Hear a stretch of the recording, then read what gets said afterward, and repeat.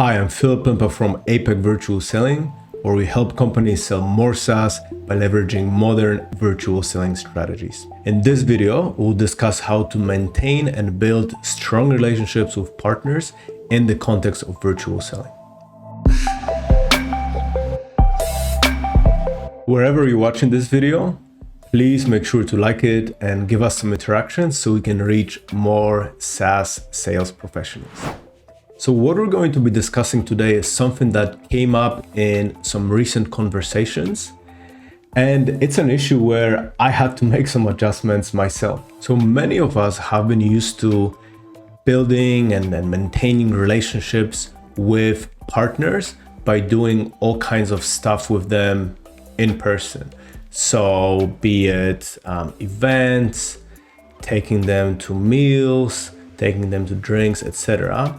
With virtual selling, that has been slightly challenging, and that is both for existing connections that you have with partners that now you have to foster without these means, or building new connections with partners that might be quite far away from you and there really isn't any opportunity currently or even in the near future to do things in person. So how do you handle that?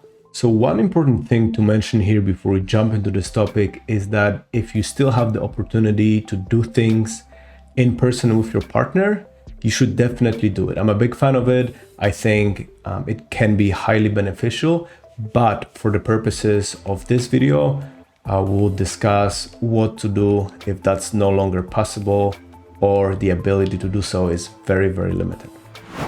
So the first thing to do is to double down on the reason for the relationship. You need to ask yourself, why is this partner working with you in the first place?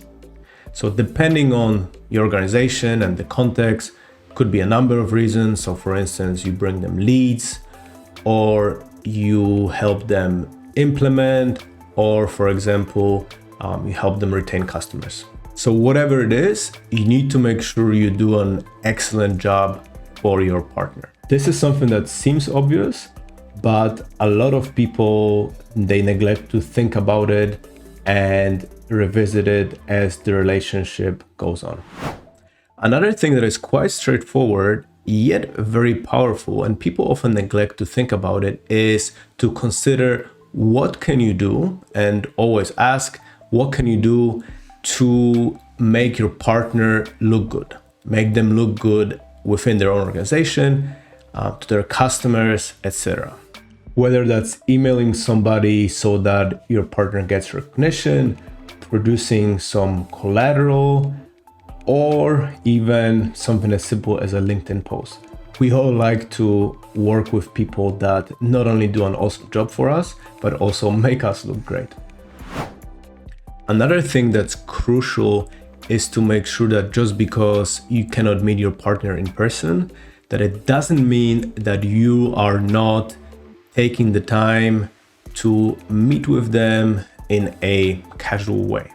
Get creative and see what you can do for your partner to meet with them virtually that will still be an attractive way to spend time together.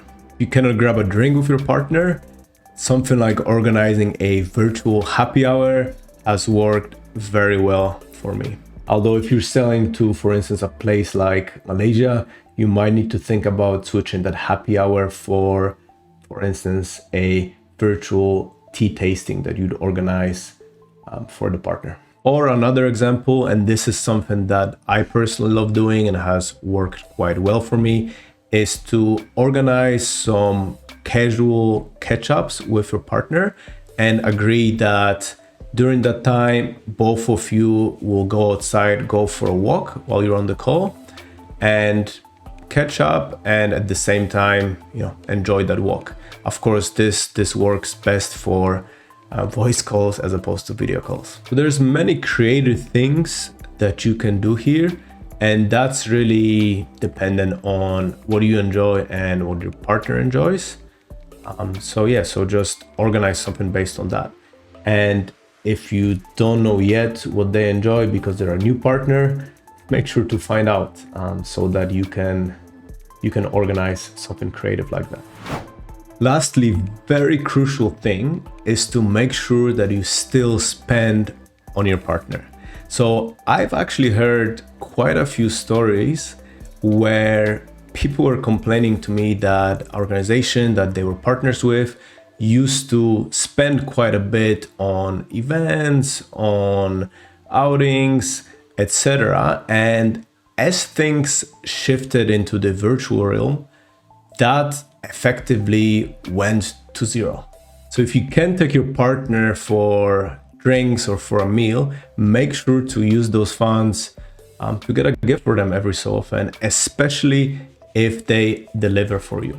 I understand that this can be quite complicated depending on the nature of the organizations and the partnership, but there's always something you can do. For instance, I had a partner where it wasn't really appropriate for me to gift them, but they did a fantastic job for me. So I made sure to donate something to the charity of their choice. And that made them really happy. I understand as well that in some organizations, there might be challenges around expense policies for something like that.